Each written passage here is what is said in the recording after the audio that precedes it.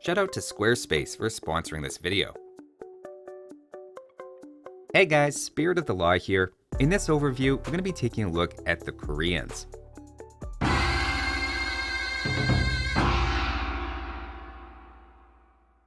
Now, Koreans are the OG tower rushing civilization, and last time I looked at them in HD, they had a real tower and onager focus, but more recently have had a bit of a makeover into primarily an archer civ. This is definitely more reflective of reality if the Olympic archery medal results are anything to go by, with Korea winning all 5 possible medal results this year, and nearly as many total archery medals as the rest of the world combined. What makes their archer focus so interesting in AW2 though, is that they're also very anti-archer at the same time, with their best matchups including Ethiopians, Britons, Japanese, and Chinese. While overall they land below average on Arabia in the stats, as you get into especially maps with nomad starts or hybrid maps with land and water, they can start to do quite well, and all of this will make sense as we look at their bonuses and tech tree. So let's check them out.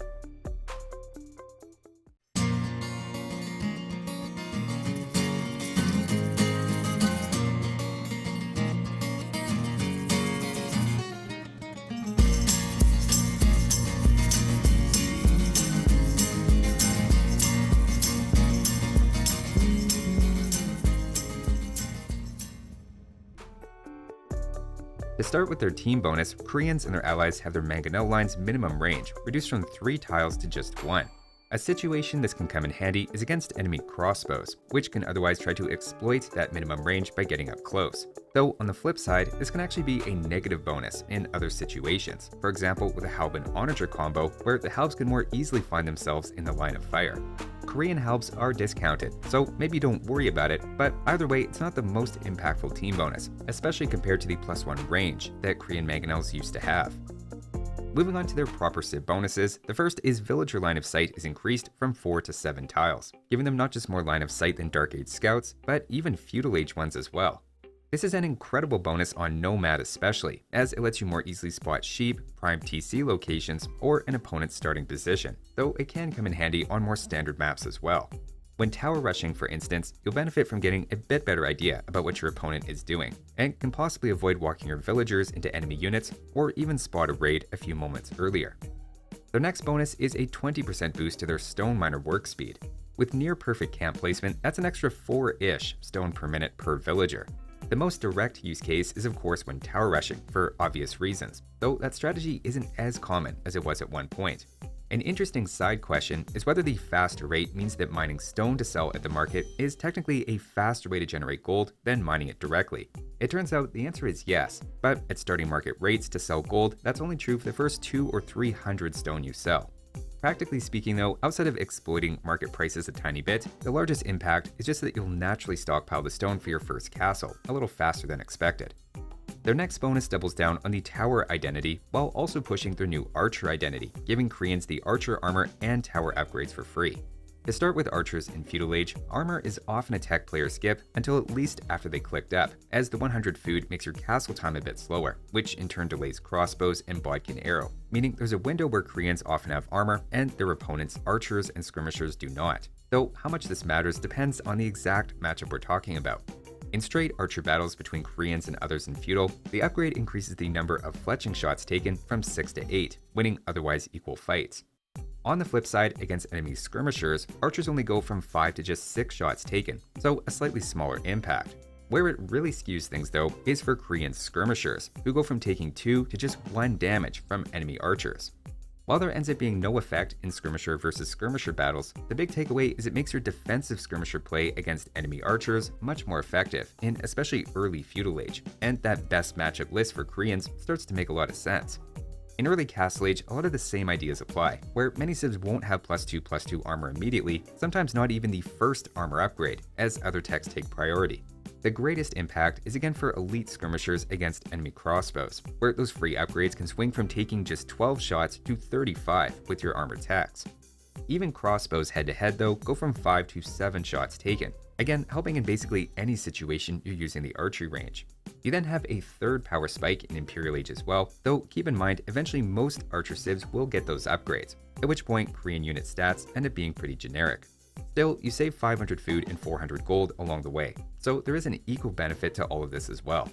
The other half of the bonus is the free tower upgrades, meaning free guard tower in castle and keep an imperial, with the bombard tower unlocked for free as well once you pick up chemistry. Aside from just saving 1400 food and 1000 wood, the main benefit here I'd say is for the guard tower, which deal 3 damage instead of 1 against Mangonels with Bodkin Arrow. It means that Mangonels aren't able to clean up your aggressive or defensive watchtowers quite as easily, as you passively get a bit more benefit out of your early towers for longer into the game. Their next bonus is a new one, doing most of the heavy lifting and making Koreans a lot more competitive, which is that their archers and infantry cost half the usual wood. The archery range is the big one, producing archers by 12 wood each, skirmishers by 17, cavalry archers by 20, but then also the spear line by 12 wood as well. Basically, your archery range units aren't just set up to have more armor than opponents early in each age, but even if your opponent catches up in techs, paying that investment out of pocket, you'll probably still trade cost efficiently. Combined, these bonuses give them solid archers and skirmishers at really any point of the game, and it even makes their cavalry archers intriguing, albeit they're missing bloodlines, while also further encouraging the halberdier as a complement to your siege or late game ranged units. And finally, if those weren't enough wood savings yet, Koreans then have a 20% discount on all of their warships, making them solid on water and hybrid maps automatically. And the only things to note are that it doesn't impact fishing and transport ships, and also that Koreans don't have the demo line, but it's still a solid naval bonus. You also have shipwright on top of this, giving another 0.8 times multiplier to ship wood cost, meaning your warships end up a combined 36% cheaper than baseline. So that's the Koreans' bonuses, giving us their tower, archer, and naval focus, with a slight hint at siege as well. Don't let the discounts fool you. Koreans, at least in the late game, are a quality over quantity, high pop efficiency civ, thanks largely to a couple of unique units, which we'll take a look at now, starting with the Wagon. As usual, I recently did a standalone deep dive of the unit, but for brief overview purposes, I like to think of it as one part cavalry archer, taking the same source of bonus damage and costing the same 2 resources, but with elements of the elephant archer mixed in as well, with slower speed and a higher cost. While many units in the game have bonuses impacting war wagons, their very tanky stats, decent attack, and bonus against buildings makes a mass of them surprisingly difficult to deal with once they're upgraded. To that point, they're also a pretty natural unit for Koreans to switch to, given all of your prior archer upgrades apply, including free armor. So going from a crossbow mid-game into war wagons isn't a full tech switch from scratch. Generally, they perform well against enemy archers thanks to high pierce armor, cavalry archers, and infantry if properly protected in front, say with your own discounted halberdiers.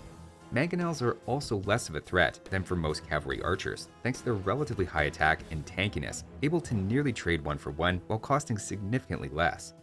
Things to watch out for include skirmishers in a large mass, knights, camels, and monks especially. The spear line can also tear through them pretty quickly if given a chance to close the distance. The war wagon ends up being just one of several ranged unit options that you have to combine with halbs or hussars in front with your good siege in the back, giving their most value against enemy archer civs, while adding a lot of pop efficiency, albeit for a relatively high cost. Their other unique unit is the turtle ship, which follows a very similar theme except on water. Korean navies are of course discounted, so you can freely just stick with a standard galleon or fireship composition, but then have the option to also mix in turtles. While in some ways they bear a resemblance to the cannon galleon, their much shorter range means they're not ideal for raiding the shoreline, other than maybe docks, which they do handle pretty easily thanks to their melee attack. The main selling feature is instead that they can trade 1 for 1 with anything, though that comes with a relatively high upfront cost. Even factoring in that cost though, they still trade effectively against the galley line and actually do more damage against fire ships than even 3 galleons fighting together. They are vulnerable to fire ships up close, so a fleet of only turtle ships can run into trouble, which is why one pairing I like in particular is to use them as support for your own discounted fire ships. That way you keep enemy fire ships at bay while benefiting from the turtle ship's high attack against those, with this also being relatively anti-galleon as well. Now turtle ships are admittedly pretty expensive to upgrade, but the elite upgrade in particular is important for increasing their range and giving them 50% more HP. Siege Engineers also applies to them as of somewhat recently, bringing them up to 8 range compared to the Galleon's 10. They are a bit slower, but if you're looking to cement control over water and can afford them, they're a solid addition to your existing navy, even in small numbers. So that's the Koreans' unique units, and now let's take a look at their unique techs. The first is Sung, which gives guard towers and keeps +2 range. That allows them to match the range of bombard cannons and dromons, even with siege engineers. And at 300 food and 300 wood, this seems to give pretty good value for the cost, though of course you need a castle first, so it's not a tech that's going to factor into a feudal tower rush. The other unique tech is even more difficult to pronounce and gives the Mangonel line +1 range. This one is 800 wood and 500 gold, which is quite a bit, considering Siege Engineers is only 500 food and 600 wood. That said, 10 range is the most of any siege onager, and makes them that much more threatening to enemy archers, many of which they'll outrange. I personally miss when this was +2, which, combined with their team bonus at one point, let them attack a castle-lacking bracer with impunity. Ideally, you get this tech if you're making onagers, even if it's just +1 range today, but admittedly the cost is sometimes prohibitive. So that's the Koreans' unique units and techs, giving you a very pop-efficient land and water unit, along with a late-game boost for towers and siege. There's no question Koreans have many options to choose from, and now let's focus on that variety by looking at their tech tree, starting with the archers. Here you have the wood discount and free armor techs underpinning everything. The archer line is always a safe choice for Koreans, with skirmisher also playing an extra effective role defending against archers, thanks to free armor. You then have hand cannoneers, and even the cavalry archer is serviceable, with its 20 wood discount and free techs, even if they're missing bloodlines and Parthian tactics. Theoretically, we could also include the war wagon here as an anti-archer generalist, and overall I'd say it's an A-. Next up, for infantry, you're missing the final attack upgrade, which is somewhat made up for through their discount on their spear line. Even if those are a bit weaker, they can still play a nice filler or counter role, with a decent champion line as well. I'd say it's a middling B-. Moving on now to cavalry, here you have no help from your eco bonuses, no bloodlines, lack the final blacksmith armor and attack upgrade, giving them probably the worst hussars and one of the worst cavaliers in the game. That said, hussar is still used in combination with arbalesters, for example, as a cheap filler unit, though altogether I'd say it's just a C, and the stable is generally something Koreans should avoid leaning on too heavily. Next up, for siege, they're still well known for their siege onager with 10 range and less minimum range, even if they're a far cry from what they were back in the day, but the bombard cannon is also a nice option to have here. Other than that, it's not too amazing, as the wood discount doesn't apply, and I'd say it's a B+, carried mostly by the long-range onagers. Moving on to the Navy, this used to be a weakness of the civilization, but are now helped out by discounted warships right off the bat. I'd say they're a B+ early on, and after 10 galleys or fire galleys, they can start to match a lot of other naval civilizations' wood bonuses in savings. Late game, you can then play it safe and rely on your discounted fireships and galleons, or try to work in the turtle ship. Missing the demo line really isn't the end of the world, and I think it's a B+ late for a B+ on water overall. Taking a quick look at the monks, they're missing redemption, which greatly restricts their use cases. Overall, I'd say they're fine, but is not a focus for the Civ, and I'd give them a C+. Using a few to heal war wagons though never hurts. Next up, for defenses, Koreans are actually unique for having a completely open university tech tree.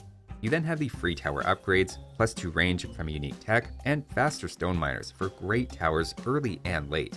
You even have better villager line of sight as a small defensive boost to spot incoming raids, and I'd say this is an A.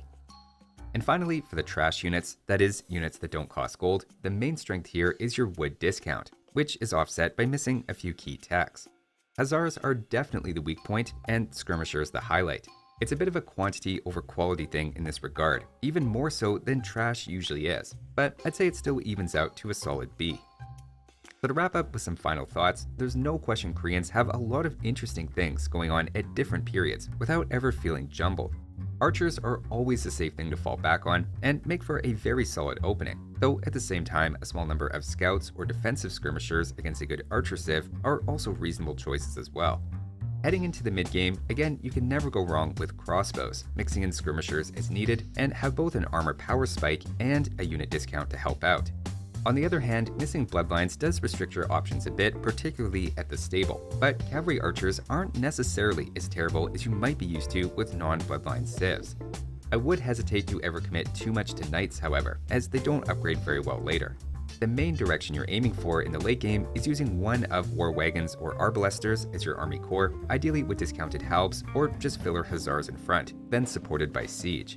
Towers can be a reasonable option to mix in as well, but aren't necessary by any means. Going by the stats, their best map is of course Nomad, where an early tower rush or castle drop can be incredibly effective, but is also where you benefit from your easy to overlook line of sight bonus for your villagers.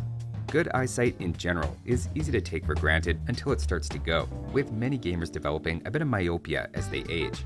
If that sounds like a problem afflicting you, be sure to check out my Korean villager-inspired online business, Spirit of the Lens, a glasses store that will increase your line of sight by 3, or your money back.